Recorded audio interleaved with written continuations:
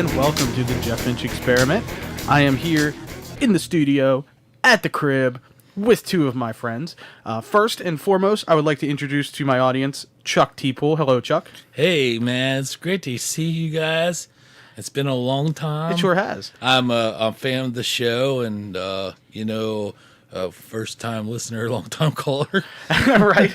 And anybody who's heard that name and is like, who's Chuck Teapole? Look in the description of the video. He does the intro music for my podcast now, the new intro music that we just picked up for the last couple episodes. Yes. We'll talk about that in a minute. With us also, the Garth to my Wayne. Hey, what's up, man? ¿Qué pasa? The Chong to my Cheech. The Butthead to my Beavis. Nick Lewis, everybody. Nick Lewis. Yeah. Hey, the celebration. Yay. Yeah. yeah. Sound like Mr. Red. So, yeah. We got Chuck on because a while back he knew that I was doing the podcast. Well, he did the intro music, so we kind of owe him. Yeah, we owe him one. Oh man, I just love recording, man. I love playing music. It's a soul thing. It's a blessing, you know. God's Not enough people can play it. Oh yeah, I mean, That's true. God's gifted me to be able to share and bless people with music. So Not only that's that, what I but do. Chuck, I'm going to be honest with you, man. Of all the musical friends I've had, a very few of them have the dedication to their music that you have. Like, I consider myself a good musician. And actually record it. And too. actually, not just that, but like record it, want to promote it, want to play, want to have fun, want to do things with it. Write it. That's another thing you do, Chuck, more than most people I know who play. I have a ton of friends who play who are way better players than either of us are. Yeah. Who don't write their own music. And I mean, don't get me wrong, there's nothing wrong with that. I mean, I don't write music anymore. I did for a while, and it's just not my thing. That being said, you are probably the most dedicated person to your music that I know. Thanks, man. And I mean, it's a total compliment because, a lot of people don't have that dedication. Of course, everybody's life is different. Some people have 9 kids. Some people, get in trouble, or they do this, or they work all the time. You kind of have that perfect storm. Well, I am that kid. Yeah, you're still the kid, right? You are an oversized you're kid. 40-year-old child. Yeah, I'm going getting silver up here. I'm still doing it. No, man. It goes back to some friends I met. I mean, I years ago when I was coming out of high school, I always wanted to sing, and I just realized I'm not the greatest vocalist, so I'll have to pick up an instrument if I want to do the rock thing. And I met a guy named Joe. I tell him I don't want to say the last name, but what a great Joe is a hell of a guitar player. My gosh, this guy is talented. He's artist, like paintings, and I'll have to show you some of these later. But he's just a madman on the guitar, and not only that, he had this thing where he'd do covers every once in a while, but he ingrained into me when I wanted to learn. Right, that's all he did is write. I mean, he's influenced by, like you. His funny thing is, you two have the same influences starting out. Nirvana. Yeah, that was my big first band. And he's like... Nick's too, actually. He'll tell me today. Matter of fact, that was last week we were recording a new song. We're still working on a project, a new album. And it's the new Martin Band project. I'm trying to get people to record this album with me. And I dearly love Joe and Tina that stepped up and... No, Tina's the drummer, right? Yeah, Tina, she's fantastic. She plays guitar, she plays mandolin, she plays bass, and she's getting so good on her drums. A year ago, she was good, but now she's getting fantastic. And I just really appreciate that. And she's all gung-ho about this new project because she's never done something like this. So she's never been in a band before, or she's never recorded, or... Here's the thing. I met Tina through friends of friends. And then I just kept on talking to her just throughout the years. And she said, I was sharing her my need or my heart to serve Jesus Christ through my music at church. To actually basically play on a worship team. And she was playing on a worship team. She's like, well, I could talk to my pastor.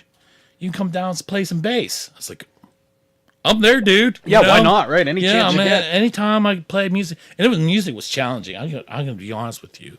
That place they put Cup Church, man. it's not the usual. It's the old school hymns that are hard. It's because they change. You know, Nick, what I'm talking about. Like when you have chord sheets, and you go and you play A, you play B, for a couple beats, and then you play C. This one's like do do do do do do. It's got a, you know. So she got me playing in there. Yeah, not to interrupt you, but just to kind of touch on that point, like we grew up listening to and learning to play guitars to rock music.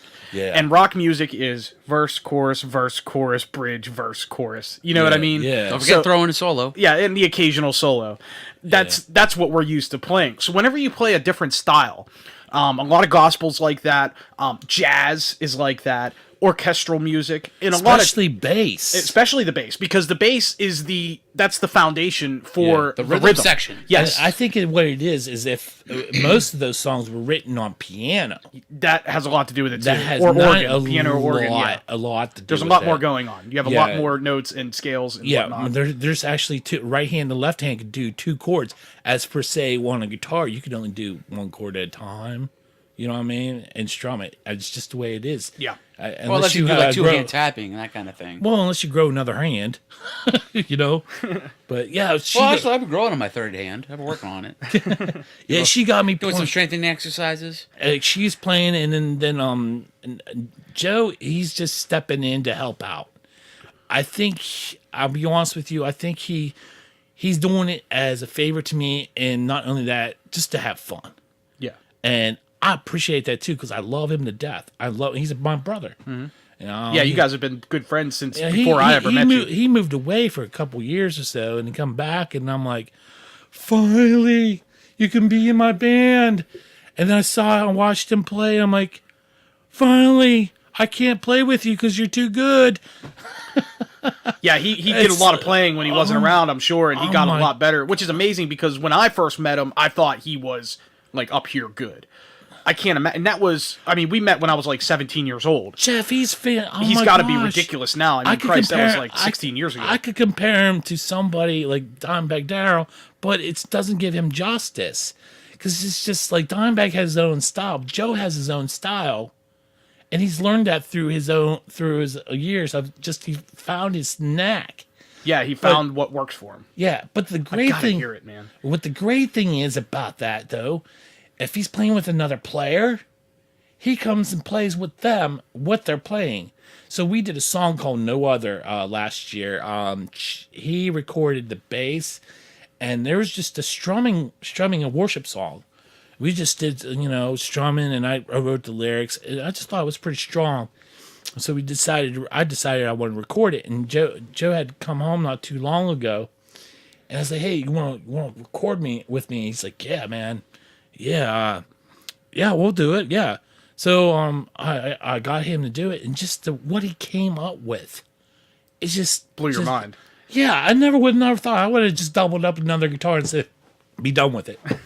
I really would have. I mean, I'll just be the audio guy. I'll run the mixer. You do the playing. Yeah, he's that good. Oh, wow, man! And you know what? And on top of that, I had Tina play mandolin on it. Added so much melody on it, and then I had a girl. You should really listen to her. She's on iTunes. She's a recording artist. Her name is Rachel Wilson, and she's a missionary in Ethiopia, I do believe. And she's friends with my wife, and that's how I got to know her. She was up here. Yeah, one of those Ethiopians. Yeah, and she's a sweetheart. She really is. I love her to death. She's a great vocalist, and she struggles with the guitar thing. And she does write her own stuff, though. She's more of a vocalist, and she's learning how to play guitar too. But she did an album by herself, and it's called The Journey, and it's really good. We had. Is she on Facebook? She is on Facebook, and again, she's on iTunes. She has her own album on. Yeah, I'd like to check that out. If you could send me a link or something on Facebook, I could check it out. That'd be cool. Yeah. So I guess the whole point of me trying to say, talking too much, Oh no, this is talking is the point here. That's why we invited you. Well, I was trying to invite everyone. Well, that's to talk why. to. That's why usually Jeff and I we wind up just doing 2 shows, or 2 recordings in one night. Yeah, we just have so much material we talk about. And we'll be in the middle of a conversation, and I'll look at the timer on my recorder, and we've nuts. already done like an hour and 6 minutes, and it's like, oh shit! But we're in the middle of this conversation. I'm really having fun. Okay, There's so much stuff to go. cut it off. Oh, Take 10 minutes. Take a leak. Cheats Come run. back. Talk again. Yeah, Play well, again. I guess what I'm trying to say is, You're recruiting for your band. yeah, I'm recruiting for us, and we're trying to get some people playing together.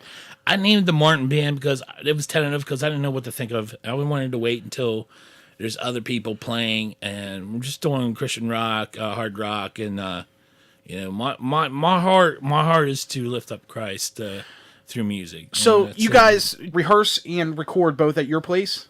Well, in that general area, yes. I have Tina lives within a few miles of me. But is that where you normally record and Yeah, we rehearse do is that. at your house? Well, that's what she got a drum set the up, rule- isn't it? Yeah. Well, when we do her tracks, I'll go down her place because there's more room. She has the kit. You know what I mean? Not Yeah, I'm sure. friends. I'm friends with her It's on just make common Facebook. That's why I sense. know how I've seen. That's right. You know her. Yeah, I graduated high school with her. Yeah, she. You know Wait, what? no, she graduated a year before me, I think. She's she's my age, she got married a couple years ago to Aaron. I love her husband. Oh man, he's such a good dude.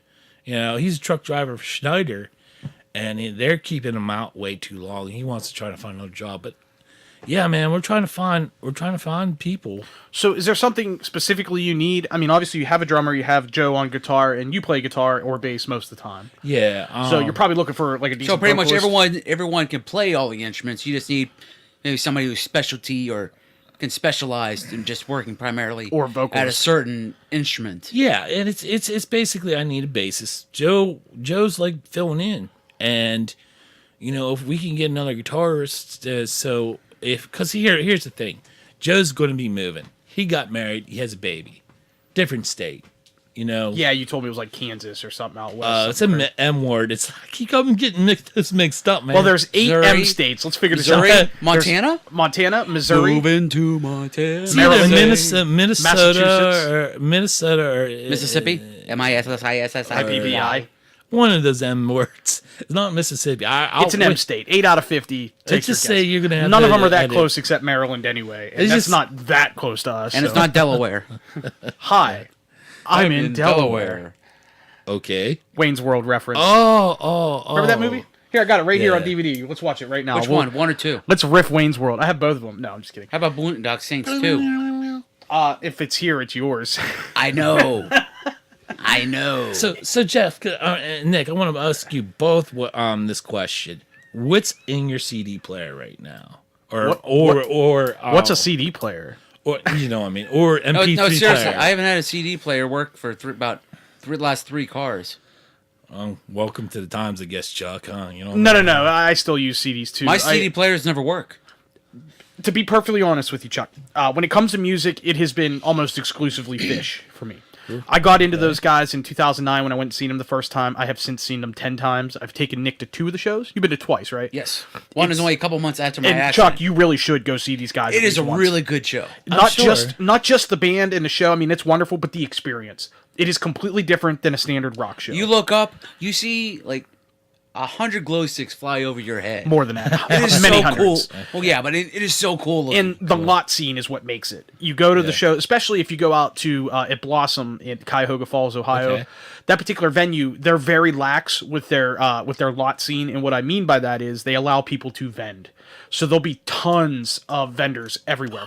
Food. They have one spot where it's just a line, like a flea market, just tent with foods, people selling things, everything from homemade art to t-shirts to food to beer to water to other stuff to just all kinds of stuff.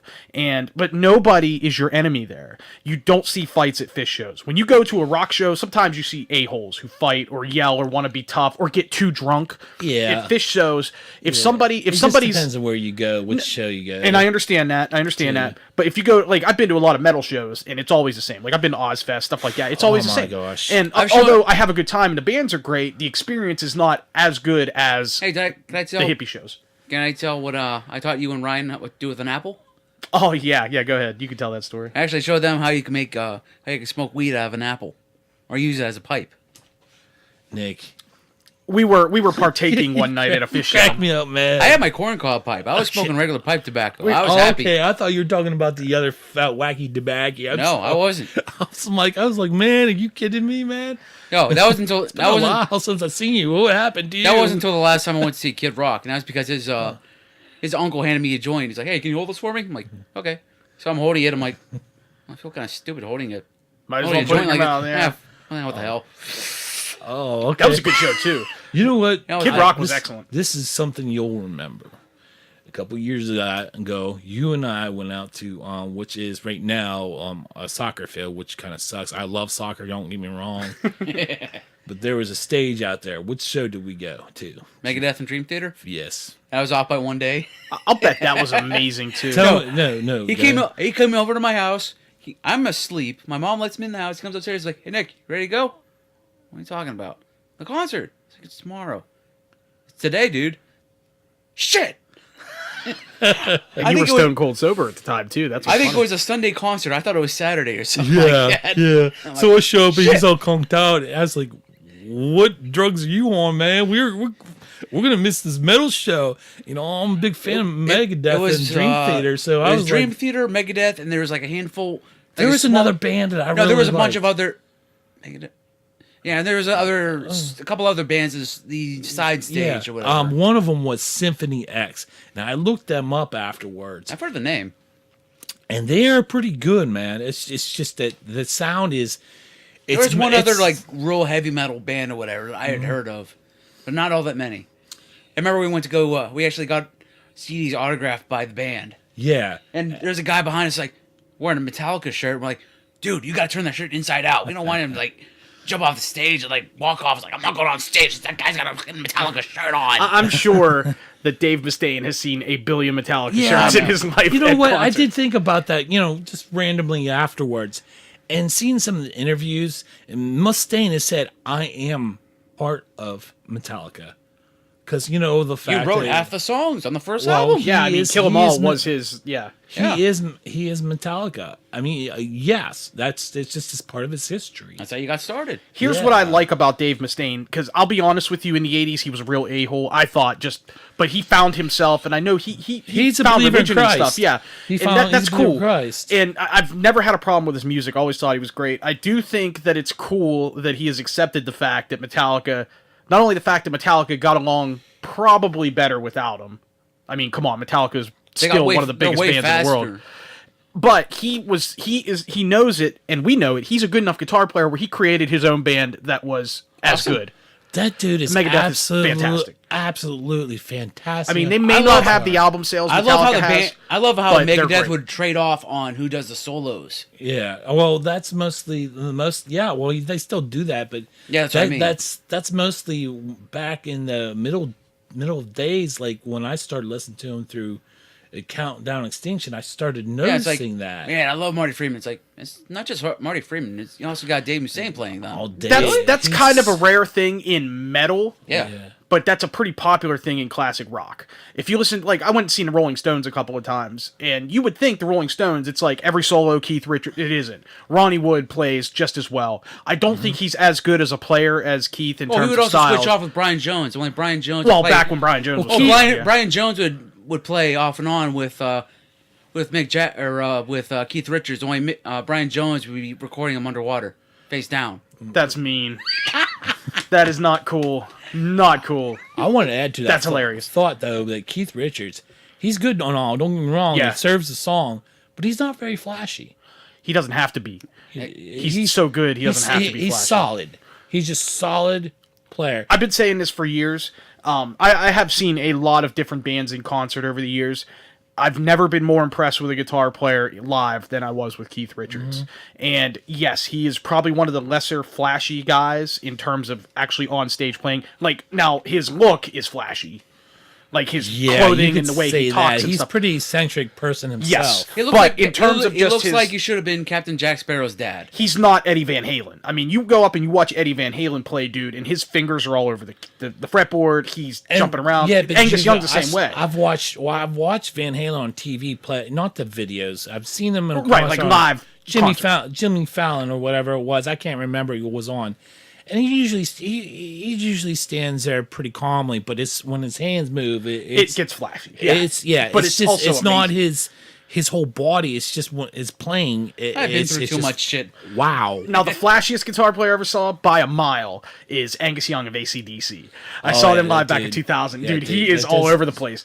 But it serves his style, too. Like, And it it looks serves- good. and it- He's yeah, not like- being a jerk about it. Yeah, Like, he's none of them are serves the song. because none that of them are goes. over Oh, so 5 great. feet tall. That's true. They're very short. See, You are taller than the whole band of AC/DC. I keep Combined. I keep on saying it. If you're a guitarist, you have to serve the song. You have to serve the song. If you're writing a solo to it, you have to serve the song. I agree. It is sad to these days how people do not know how to write a song, and it's becoming a lost art. It was a lot of that in the 80s with not the true metal bands. I'm talking about like the glam metal, like Poison Yeah, or well, Rat. it's still That was the thing then too. Like they had great musicians, Yeah. but they were all about the show and not enough about the music. And sure, Yeah. they had a hit or two here. I mean, Round and Round by Rat's a good tune. I like that song. Yeah. But when you see them play it, it's like they're diving around the stage, excuse me, and they're not putting their heart into the music. They're just playing. They're just going through the notes, but they're doing it in like a real flashy way, and It's it because doesn't they play- appeal to me. well, It's just because not for me. Well, if you go to one of the shows to see that band play that song, it's because they played it how many times already. That's that true too. They've probably played it 5,000 Yeah. times live. I Yeah. mean, I didn't think about that. But when you go to see a band, I'll just use Fish as an example because I've seen them more than just about anybody. Trey Anastasio, he's at the top of my list of guitar players. He is remarkable. Nick can attest to this. Unbelievable guitar player, better than most.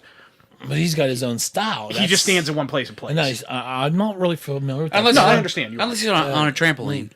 Yeah, they do play on trampolines. Okay. That is sweet. But I'm just saying, he fits that mold of like I was saying a few minutes ago See, about he's like mostly Keith electric, Richards. mostly electric, or just mostly. No, he is. Almost all electric. Because the only things I've heard from it's Fish is mostly acoustic stuff, laid back. Yeah, And they have a few songs like that. Like if you and- listen to their I really didn't dig that their acoustic stuff, but I haven't really listened to their electric stuff. So I you might need have to see them really- live. They're one of those bands like the Grateful Dead, where when you listen to the album, you're like, okay, it's kinda nice. cool, But when you go to see it, it's a completely different experience. I understand what you're trying to say because it's more about the. Some bands they're better at the performance than they are about the recording. absolutely.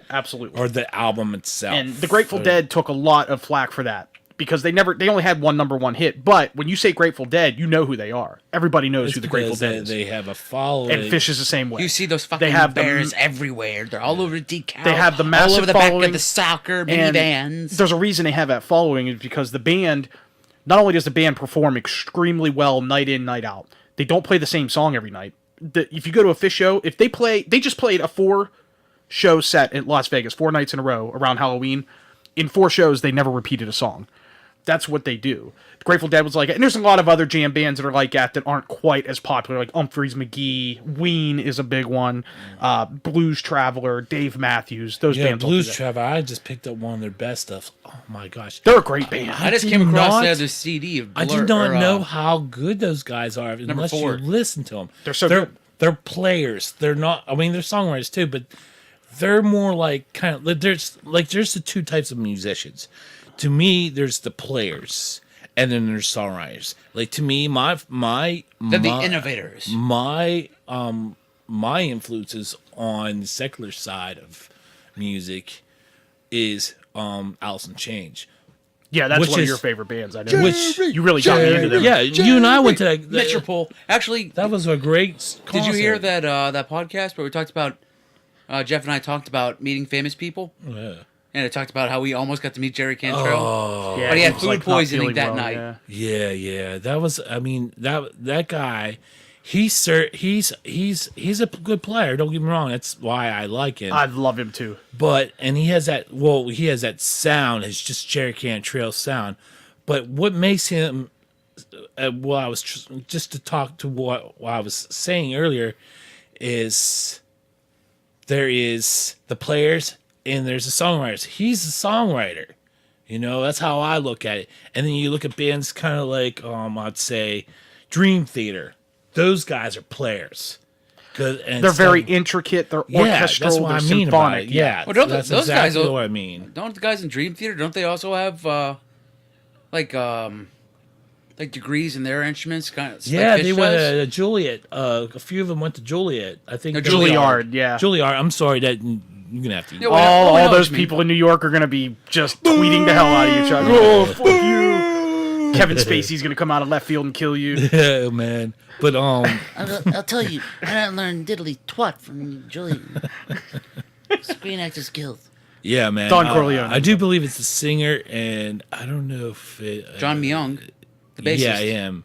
Yeah, I think that's him. And John Petrucci. John? I don't know. You'll have to look that up and probably maybe tell me later, because I am not sure really. But yeah, I mean, and then there's a song. Like I said, I'm very partial to songwriters, man. I don't know what it is, because For there's me, when it comes to that, it depends on my style. It depends on what I feel like listening to. Yeah. Yeah, my favorite bands, they're also great songwriters. I mean, Fish is great songwriters. Nirvana. Kurt Cobain is a legendary songwriter. Yeah. I mean, I'm just using that example. And I think Yeah. Alice in Chains, Jerry Cantrell wrote 90% of Alice in Chains songs. Well, yes, but when it came in, maybe the first album, but when it came down through the years, they Lane started writing a lot of the lyrics Angry too. Chair? Angry Chair was a Lane tune, yes. Yeah, And Lane is one wrote of my that a favorite songs from him. whole song, pretty much the riff and the parts, and Jerry just played along with it and made it sound great. But when it comes to like the lyrics, like later on in the history of the band, up to when he passed away, which was a tragic thing, but oh man, you're a rock star. We'll just leave it there. It happens. He Yeah. made bad decisions and he paid for it. Yeah, oh man, I got my own opinions about that. But anywho, between those times, it just started gradually going 50-50 here and there. Because you have to look at the titles of who, if you open up the booklet, who wrote what and what right. That's where you Kinney. can tell real good music. It's like, Yeah. wait a minute, who are these other 5 people? Was this only one person Sean singing? Kinney wrote some stuff in Yeah. a couple songs. I mean, I think it's lyrically, but I don't know if it's musically. I'm sure. Wow. Or that like dude- lyrics by so and so, but arranged by so and so. Yeah, I mean, because the drums on Junkhead or whatever, whatever, on Dirt. That was the Dirt album, yeah. There's some songs that would just wouldn't be the same without him. And it just made it heavier. The tribal, Tommy beats and Drummers don't get enough credit. yeah, I mean, just like Neil Peart. Neil Peart. He wrote all the lyrics on Rush songs. Yeah, he did. Geddy Lee didn't write any of the lyrics. Here's the thing, though. Me and Tina were looking this up the You other better day. not be talking shit on Rush. No. Me and Tina- Canadian bastards. How dare they? We were talking about doing the Matt Flowers. Well, oops, I'm not. No, you can say his name because Oh, Matt Flowers, man, that dude. I'm a big fan. I love his accent. So next time you talk It's to not him, an accent. Accent is only Yeah. relative to where you're at. yeah, to him it's not an accent, eh? I love I that don't, dude. know, I don't know what your accent is about. I love that Dude. dude's accent, man. He's so cool, man. Yeah, he's a good guy. And he seemed like really nice. And he's a big music fan, so maybe one night if he gets a chance to record over the phone with us, maybe you can come down and we can chat music. Yeah, we'll have some pogos. Yeah, the corn dogs. Okay, the whole reason we got on this discussion of music 20 minutes ago was you asked what's in our CD player. Okay, for me, let me answer my part. Nick, yeah. Red Hot Chili Peppers. I've been huge in them the last couple of months. Really? Wow. I'd have to say because one of my best friends, his mom passed away from pancreatic cancer, and the first song that popped into my head was actually Under the Bridge? no, Soul to Squeeze. Oh, yeah. It was not on any of their albums. It was on the Coneheads soundtrack, and for some reason, that song just popped right Wait in a my minute, head. that's not on one Hot Minute? No. Now, Nick, when you say Chili Peppers, the one thing pops in my head. When I first met Jeff, we started playing a band together. I don't know the band's name. It was me, Just you, me, and Dave, right? you, Dave, That'd be a good And band. there's- You, me, and Dave. Bob, Oh, yeah, and Vinny. Yeah. And there's just one day I decided, well, I'm bored. Let's get together and just play if there's fun of it. We were sitting on your back porch of your mom's house, hey, let's learn this cover tune. Okay, what is it? And it's the that Chili Peppers tune. It was Other Side, wasn't it? Yeah. Yeah, that's right. We learned how to play Other Side. We learned it on a whim. And I was so pissed. And you know what? I was so glad that Bob started playing with us so I could stop singing. He was a great singer. I was so pissed. I was actually going to sit down and actually get some. It's one of those albums I've been thinking of constantly. It's like, oh, there's so many songs on there I forgot about. Which is that? So, which one? Californication. Oh, yeah. Yeah, It had like can't- 4 #1 hits. I cannot find my copy. I am so ticked. That sucks. I don't have it either. If I had it, I would just give it to you. I but I don't love have that. It. I'm like road tripping. It's like, get on top, dirt, or I like dirt, porcelain. Oh, there's so many good songs I'm missing. Dude, my favorite Why song on aren't that these album, on my iPod? All Around the World, is my favorite Red Hot Chili Yes. Peppers. When I saw them live, I saw them back in 2000. They opened with that song. It was the Californication tour when I saw them, and they opened with that song. And I'm telling you what, that crowd went insane because that song it was just released. The album had been out for a while. Wasn't it and #1 on charts for a long time? the album was. That particular song wasn't. Okay. But it was a release as a single, and it was the current single at the time. But they had On the already radio. released Other Side and With the Birds I Share This Love. What's the name of that song? Scar Tissue. Thank you, Scar Tissue. Yeah, with the two you big couldn't hits. turn on You couldn't- the X was what was without that hearing one time. of those songs. Yeah, TRL, with actually. it like it was they were playing at least 30 times a day. Yeah. And so they come out, right? Chili Peppers. Now Flea, their bass player, fantastic, is insane. fantastic. They come out, right? The band is on. Stone Temple Pilots were the opening band. Oh man! So the and Oh, the I crowd would was love to already see that, insane. man. We're foaming at the mouth, right? And so Red Hot Chili Peppers, they come out. You see everybody on stage. It's just starting to kind of get dark because it's like mid-August at this point. It's like 8:30 at night. They come out. Was this outside venue? Yes, this was in Darien Lakes, New York. Wow. Yeah, Dinker, my friend Dinker, remember Dinker? Yeah. He and myself and my family went on vacation up there, and where we were staying was right next to this venue. So we got up there, and one of the guards for the campsite that we were staying at is like, hey, there's a venue over there. They're playing live music, and tomorrow Red Hot Chunky Pumpers are playing. And I'm like, who the hell is that? And I'm like, you mean the Red Hot Chili Peppers? He's like, yeah. I'm like, where do I buy tickets? That's No, just no. plain funny, No, man. that's. I don't care who you are. That's a Yeah. group. They shoot pumpkins out of air cannons. Yeah, no, that's the Smashing Pumpkins. No, pumpkin chunkin. Pumpkin chunkin. So me and Dinker, like, we run to the box office. We're like, dude, let's get 2 tickets. We're like $30 or something for lawn seats. And then we look at the tickets. After we buy the tickets, we look at the tickets. Who's opening for them? STP. Me and Dinker are like, Not STD. That was the night before. well, no, that's just Scott Weiland by himself. Rest his soul. So we go to the show. Chili Peppers are coming out. Okay, you can see the whole band on the stage. They walk out and they're kind of waving and stuff. You can't see Flea anywhere though. You just see Frusciante, Chad Smith and Anthony Kiedis. And then all of a sudden the stage lights go off. It's dark, and then the spotlight comes on to the top of this amplifier, right? And this amp is like 10 feet tall. On top of it's Flea wearing nothing but freaking like bike shorts. And all of a sudden he like puts his hand up and he just starts jamming that bass line to Open All Around the World.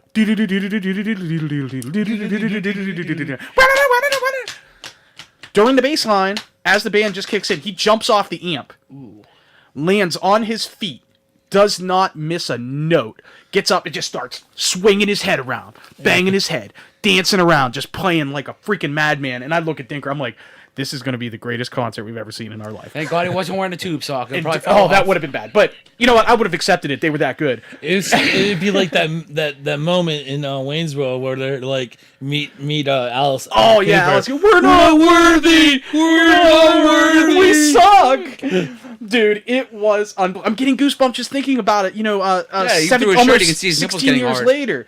It was so amazing. Yeah. And then I can't remember what they played after that. But they played all the hits off of Californication. They played 1 or 2 songs off the album. I didn't have the album at the time, so I didn't know them. But then they went back and played all the big hits. And I mean all of them. I've had that experience many times. With I mean, some they bands. were one of those bands that you don't realize how many songs you know all the words to. Yeah. I've taken a couple good hits. And it was an unbelievable show. And dude, Flea, just that opening moment made the whole show for me. I knew they were going to be awesome right then, and boy, did they rock it, man. I always loved the bass line for Higher Ground by Stevie Wonder. Oh man, he kills it. I just heard that That's how song last night. That's one of the songs that really got me back into slap bass. It's like, Are you still playing that? Because I knew you gave it up for a while. Carpal tunnel- carpal Yeah, hand's he has a messed problem up. with his wrists. I tell you what I've been listening to right now. They just came out with a new album. I shared you what I like with secular bands, and I also listen to a lot of Christian rock worship bands. And this was one band. I don't know if you guys are familiar with them. Nick might have heard of the band because I told him about it a long time ago. Casting Crowns.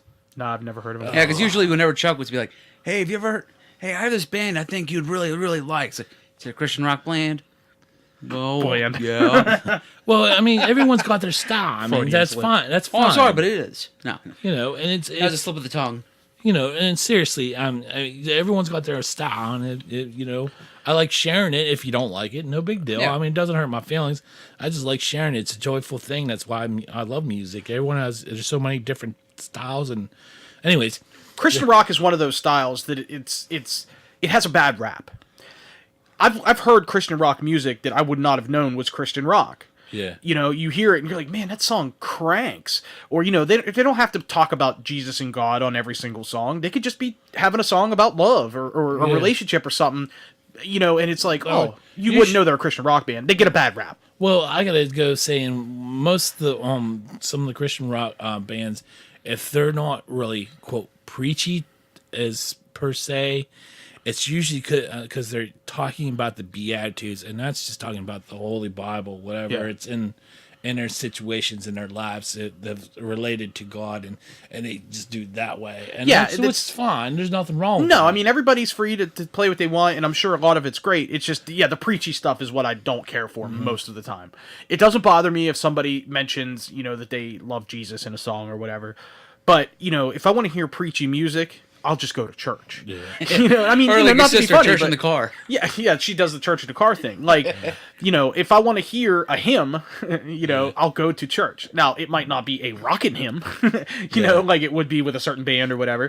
But Amazing that's Grace not. played- I'm not saying nothing about your music. either, Amazing 'cause I Grace like a lot played of by your stuff. AC/DC. But yeah, that's just it. Like, and that's the bad rap that Christian rock gets. Anybody, if you say the words Christian rock to most rock fans, they're going to say, I don't want to be preached to, Jeff. I don't want to hear it. Turn it off. Yeah. You know what I mean? Yeah. And I don't blame them. I Yeah. mean, to each their own, Yeah, I mean, for me, I think I look at it like this. There's sometimes people my faith is, and I believe this, that worship or in music originated back in the day when it first started, Adam and Eve, to worship God, and it's gone from there.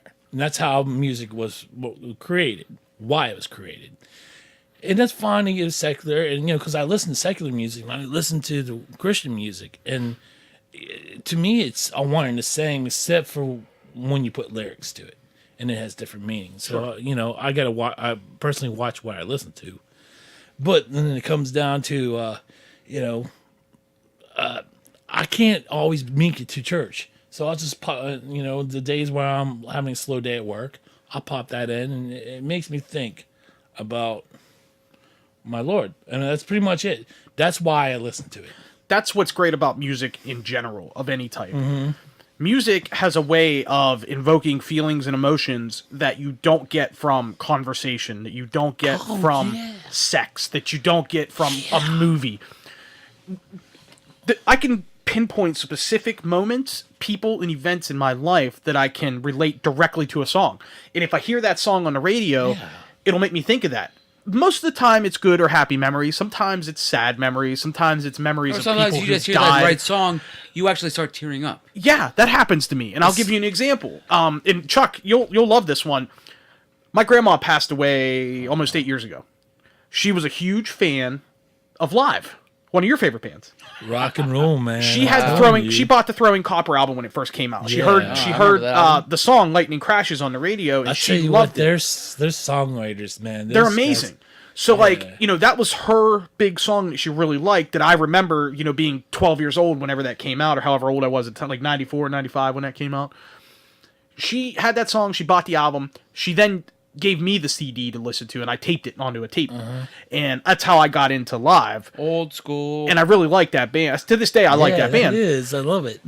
after she passed away, I was driving down the road one day, and that song came on the radio. I fucking lost it. Like, I was just like, oh man, it just reminds me of my grandma. Now I can't listen to it. If I hear that song, I'm just like, I got to change the channel. Yeah. You know, it hits me that hard. It's Whenever- amazing that one song can do that to a person. Whenever that's- I heard that, or whenever I hear that song, I always think Dave played that for a like a novel, or no. I showed Dave So- how to play that song, actually. Anyway, That was the song that getting Dave on and I to more became important friends things playing like with. me. No, but go ahead. he played that song for some class or whatever with him and Sarah. Yeah. No, yeah, Dave this was- was Dave was years ago. friends He with was her. in This is high somebody we school. went to high school, or Dave and I went to high This school. was with. years ago. Oh, I know that Sarah. That's Yeah. Sarah. Yeah, okay. I think went it to was Pearl Jam- 99 or Dave and I went 98. to Pearl Jam with her. Yeah, that's right. She was a good singer. Oh, what the other reference I get to that song is Dave's brother was once asked by one of our neighbors, Adam, what's a placenta? Next thing I know, I hear, ew, ew, ew. I don't know why you find it so disgusting. You have one. So, I get. I don't know what I was No, gonna say. Jeff, I got what you're saying. yeah, it's something about music. No, it's what you were. I'm gonna Music talk touching about, the core. You were touching it. Music is a part of our humanity, of human nature, and it's part of our hearts. It's a part of artwork, and it really, that's why it touches so much people in the heart. You know what I mean? It's because when you write, you got to write with your heart. You can't just put blah blah blah. Okay, it's not it's a robotic thing. There's a song. It's done. Okay. Yeah, it's not robotic. and unfortunately, that's what That'll get the sells record. these That'll get the days, record yeah. company off my back Mainly, for a while. and when I was saying earlier, like the loss of, or severely dying, the songwriter severely dying, I was more preferring or referring to pop music today. Oh, it's Even- like even what if- I was saying before. It's like you look on the CD jacket or whatever, or the liner notes. Yeah, there'll be you'll 14 see people five listed names writing on there. It's song, like, wait yeah. a minute, this is Taylor Swift. Well, yeah, she wrote part of the music, but there's other like 5 other people that also contributed. Well, here's the thing, though. There's just a secret on that. I'm going to give this to you. This is my opinion. Well, on this is going to be publicly published. So Yeah, so Yeah. it's not a secret. Well, Yeah. this is 5 people are my going to hear thought. this. This if is- 2 people know about it, it's a conspiracy. My thought is they have somebody write that song for her, and she goes back and changes a couple lyrics, maybe Exactly. a couple of notes. Exactly. Oh, Or yeah. she might have been jamming around on her guitar and she might have mumbled the words, "Shake it off." And they wrote a song around that I can make a song out of that. and gave her a writing credit. No, it's Yeah. like 3 notes or less, or name that tune 3 Yeah. songs or 3 notes or less. But that's- I can make a song out of that. That's not a new thing, though. I mean, it really isn't. It seems like a new thing because we grew up with guys loving music by musicians who write their own songs. Yeah. But I mean, you know, if you go back to, say, Ray Charles, one of the best, most respected musicians of all time, wrote very little of his own music. Wow, that dude is amazing. Amazing. And nobody can ever say a bad word about him musically. No. But most of his hits were other people's songs. They wrote it for him. Did you know B.B. King was like that too? Yeah, he was not a songwriter. Except, I mean, there was a couple of them, maybe I don't know, I'm probably wrong on this. Maybe 1 or 2 of them songs in his career that he's actually written, but obviously they weren't really big hits. Jerry Garcia didn't write hardly any of the lyrics to any of his songs. Really? Yeah, he was a songwriter, and they collaborated. Okay. Jerry wrote most of the music. He wrote a lot of the lyrics That happens a lot. for about half, maybe more than half of the Grateful Dead songs. Okay. Bob Weir, the other guitar player, wrote a lot of their music too. Another example is Elton John. Elton John hasn't written a lick of lyrics his entire Really? life. He writes No. piano parts. Yeah. but he doesn't Meatloaf. write any lyrics. What about Meatloaf?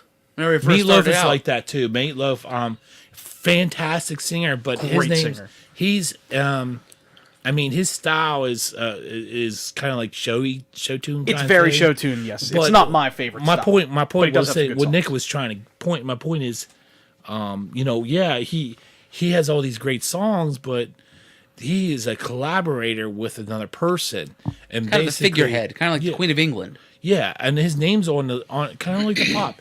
You know, like I was saying earlier, you know, those pop people. It wasn't until you go look back in the '80s, MJ, you know, Michael Jackson. Yeah, Michael Jordan?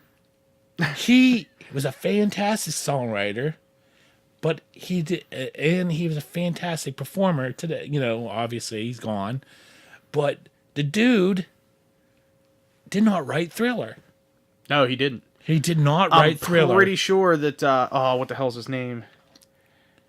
The big producer. I don't. You know his name. You know him. We'll just have to. Damn it! I can't remember. the Insert guy's that name. later. In. Yeah, I'll have to put an annotation on the YouTube video for that one. Yeah. Oh, it hurts my feelings to not know that. Yeah, he's was a fantastic musician. I watched some performances. I almost said of his. Stan Lee. I'm like, no. No, definitely not Stan Lee, dickhead. Yeah, Joe's probably gonna kick me in the balls for that. Well, you That's deserve a it. Marvel Comics thing, huh? It's DC.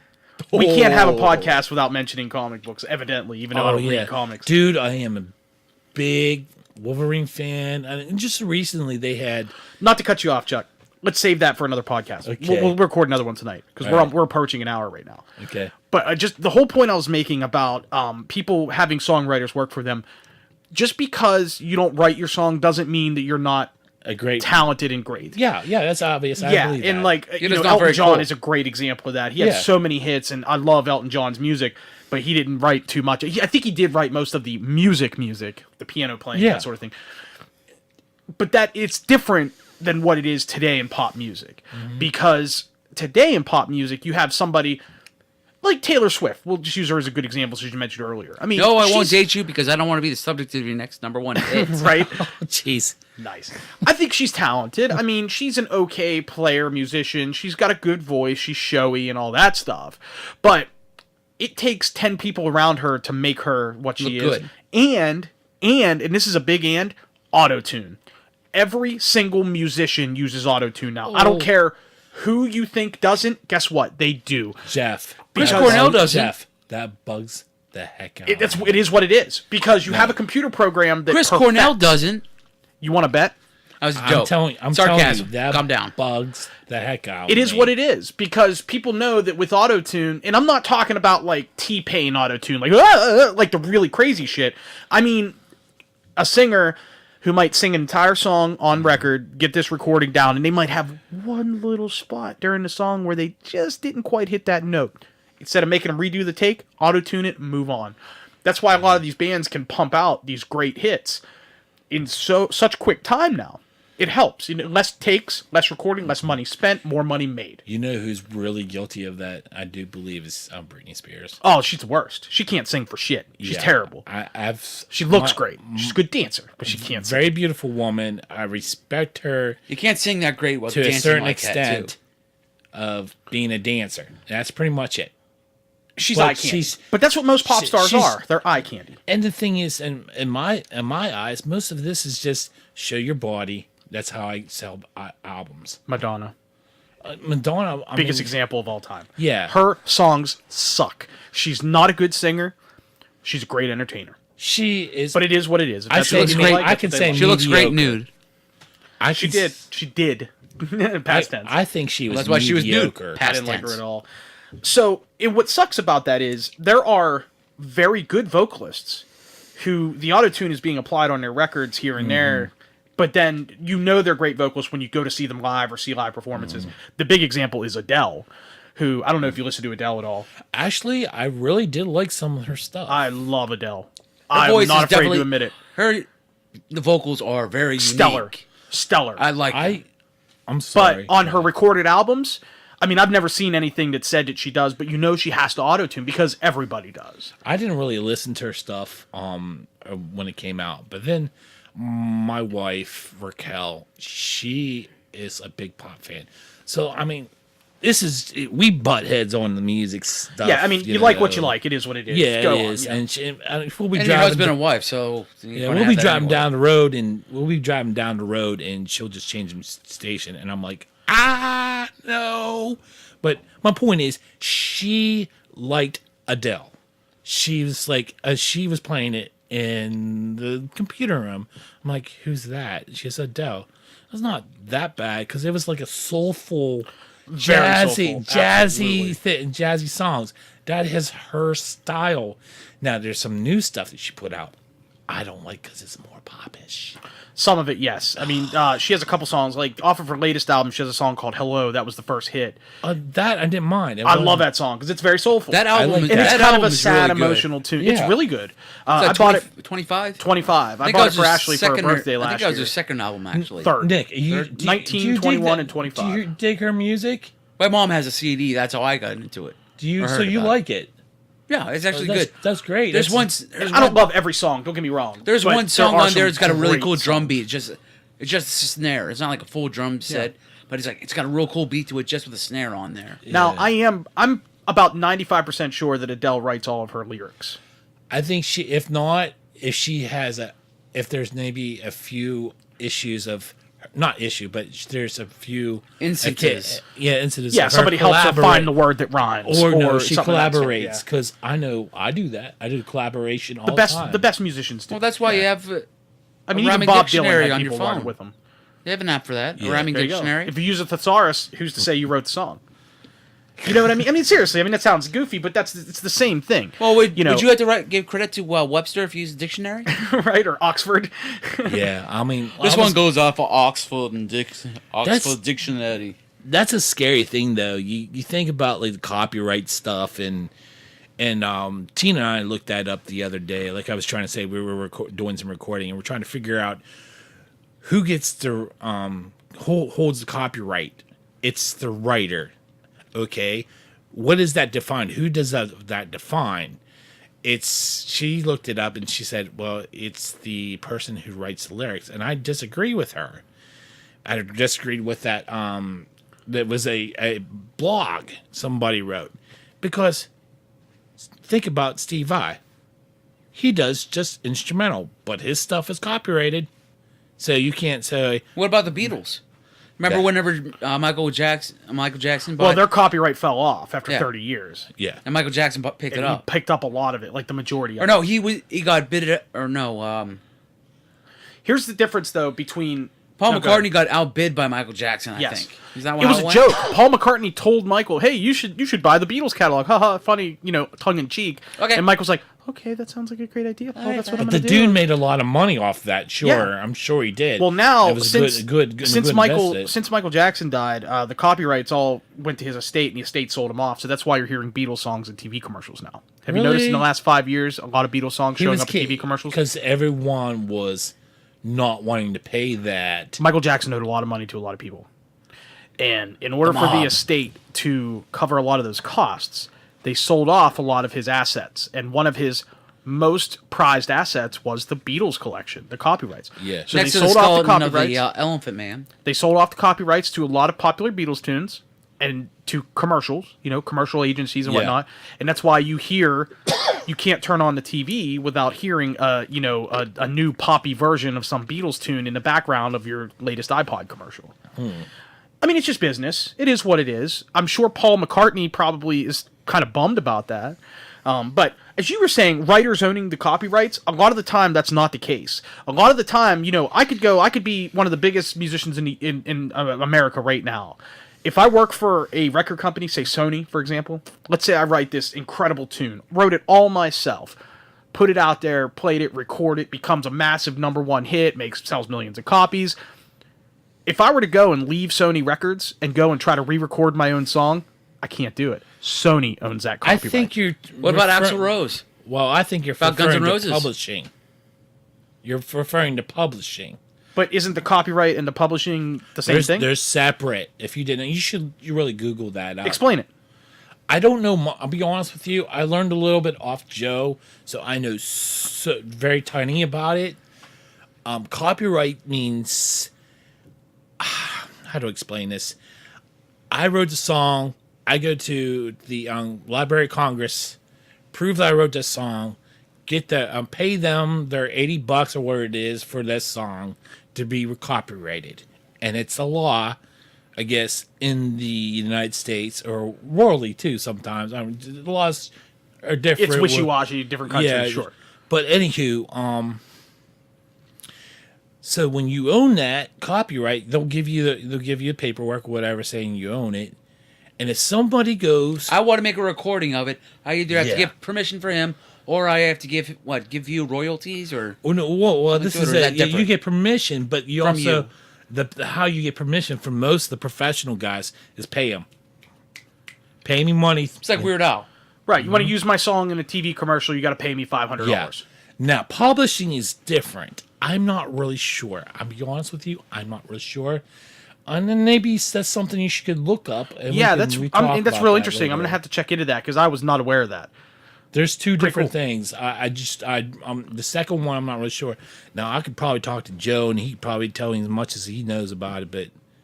But Now, one thing that you and I need to copyright is the sweet ass theme song you wrote for me for my show. if you like to, we can do that. We probably should because I really like it.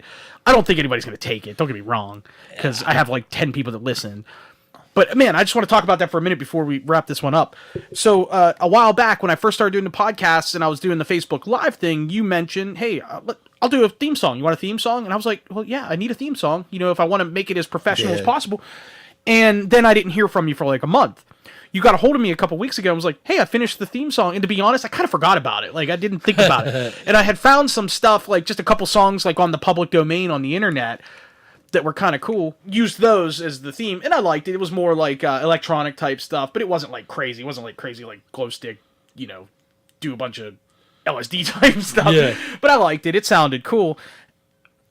You showed up at my door and you're like, "Here's a CD," you know, and I listened to it. It was like 30 seconds long or something, 25 seconds. I was like, "This is awesome." I really liked it. I'm glad you did. I'll be honest with you. I was on the fence of scratching it. Why? Like, what didn't you like about it? I didn't think I got the mix right. I didn't think I got my originality. What the drum will starts off with is an iTunes loop. I mean, I use drum machines, Yeah, sure. so I mean, because it's just faster for It's something easier, for yeah. for You just 30 want to throw second something thing. together for fun, or Now, why It not? allows you to get more versatile percussive instruments in Yeah, there. when we do a whole song, like for the Martin Band, we do a whole song. Well, obviously, I'm gonna sit down. You'll use with a live Tina. drummer, yeah. I'm gonna sit down with Tina, and we're gonna pound this out. Now, there's occasions on the new album with one or two instrumentals. I've done the loops. It's just because it was just time. It was time frame of when Tina, how much Tina was working, I was working. I just needed to get it done, and I really wanted to put it out there. So we did it that way. I was just it's this loop started off with some maracas and some I forget the name of drums. It's just the small hand ones. Bongos. Or bongos or something Yes, like that. that's exactly Bongos. it. Bongos, congas, and just a simple thing, and then it went into a kit. And I just wanted to get it the first frame of it, just a couple notes, and redo it and repeat it a little bit. I only repeated it twice. I wanted to do something a little fantastic, but 30 seconds is hard. It's hard to. It's hard to put a whole song into 30 seconds. Yeah, it's you're trying to put a lot of info and your channel, the style your channel is, it's Edgy. edgy. And that's it's, why I it's, like the it's song. upbeat. It's more like grr kind of thing, and it fit. I wanted to fit something else in it. It just didn't. Right. You didn't want to go and play 30 seconds of banjo. Yeah, exactly. And it just wasn't meshing to me. But I gave it a shot, did the thing, and you know, I thought it turned out fine. Now when I sent it to you, I just thought it really needed equalized. And I asked you equalize it. You're like, no. No, I didn't do anything to it except for up the gain. And you know what? That's fantastic. Sounds great, man. I was like blown away. I really liked it because it channeled a like an Alice in Chains type thing for me, which is style I like, and I know that's your style. That's why I liked it, because it was kind of a darker sound to it. It had the cool drum beat. It had a nice little, not a solo, but a nice little lick there it was towards the second half, a little rhythm lead or lick. whatever, yeah. It was just, I thought it was perfect. The first time I heard it, I texted Nick. I was like, "Dude, Chuck just stopped by and he dropped off this theme song he did. And it's amazing. Like, it's really good."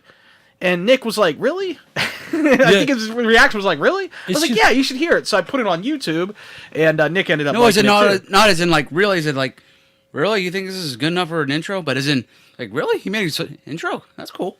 Yeah, well, that's funny. It was great. It's funny that like when we And talked. thank you. Oh, Thank you're you so welcome. much. No, It you're was welcome. really cool. And like I said, I love Yeah, since recording. you're on I this love playing. and thank you for Since not we're on- charging me for it. That's And the since best you're part. on this episode of the I'm podcast, not we're worried even now. about that. I'm really not worried about that. It's just a chord progression, whatever. But it's funny that we went and did that because that led to another one. It's opening a door for you. My friend, she's on YouTube too. You should check out her channel if you're mainly people who are into crafts and stuff. It's geared to women. Go ahead and plug it. You're allowed to plug anything you want. Man. Amanda LAC. Look her up. She's a Amanda Hug and Kiss. See more butts. Amanda's a dear friend of me. IP Freely. Brian V. You know what I'm talking Yeah, about. yeah. And that's how I met her, through playing with Brian, and she's just a great, sweet woman. I've got to know through the years. A little redhead. It's been in my life. I got 2 redheads in my life. My sister Ginger. Yeah. And So it's not just a clever Amanda. name? Damn, you beat me to it, Nick. Yes. Another Wayne's World quote. Yes. Redhead, ginger. Yeah, it's funny. Yeah, but so I got that done. Oh, yeah, that one, it's a shitty Beatles. And if yeah. Amanda, you listening, your stuff's done. Please pick it up. Make sure she listens to post my stuff on her I'll stuff. try to. I need Actually, to I told network her. and I make told friends. her about your stuff, and because reason I quote reference purposes. Air quotes. Yeah, air quotes. I'm sorry. Yeah, but Yeah, that doesn't pick up very well on audio. well, man, Maybe in another 20 years with audio. Right. But yeah, One that's day they'll why. create a thing called video where you can actually see the people talking. Air emojis. Real quick, we're gonna go ahead and wrap this up. Chuck, your band is the Martin Band. Yes. You're on YouTube. YouTube and Facebook. If you're interested, just go to Facebook and look up the Martin Band. And if you're interested in playing, cmteapole@gmail.com. If you wish, I will put this into the description on this video. Please, please, put Write it that on down the for me. description. Write down the email address and stuff, just so I will. remember. I Because will. I usually write that stuff down when I plug it, and then I put it into the I call. also want to thank you. I mean, dude, it's been great being here. I love you both. I really do. Thank And, you. I think of you guys as brothers. And thank you for having me down today. Well, thanks for coming. It was good seeing you, and Chuck, I love talking music with you because, like I said at the beginning of the podcast, you're one of the most musically When it comes to music, we dedicated can just people. talk all day, pretty much. And Yeah. Yeah, we I have. can do that. I can and do that. Just Nick and I by ourselves have had a couple podcasts where we jeez. go off these tangents on music, and it's a lot of fun because Just it's spent something over an that we hour love a just lot. doing just talking about Nirvana's Nevermind. dude, we could go That's on. just by I could himself. go on and go on about We could. music. All right, so this has been a good time. Thanks again, Chuck. Thank you for the theme song again because I I love really you, liked man. it, I and I love you, have had a man. lot of really good. A lot feedback of my from friends have gotten back to me and said, "Dude, that's pretty good." That's Chuck? Really? And once again, I didn't have to do anything except for raise the gain. You recorded it a little quiet, so I cranked up the gain a little bit, Well, and it that's actually gave it a little more fuzz, which worked perfectly. Well, that's the recorder itself, so It is what it is. It is So, what it is. All right, so Chuck Teapole, thanks again. Thanks for coming. Oh man. Nick Much Lewis, love. Much again. love. God bless. Have a who good said evening, that? friends. Everybody, check out Chuck's stuff. Check it in the links. Nick has nothing to offer, so don't check him out. Oh, check him out on out. on Jeff Check it out. Jeff The Jeff Finch Experiment. That is his Yes. internet famously. Thanks, guys. Have a great night, everybody. Later.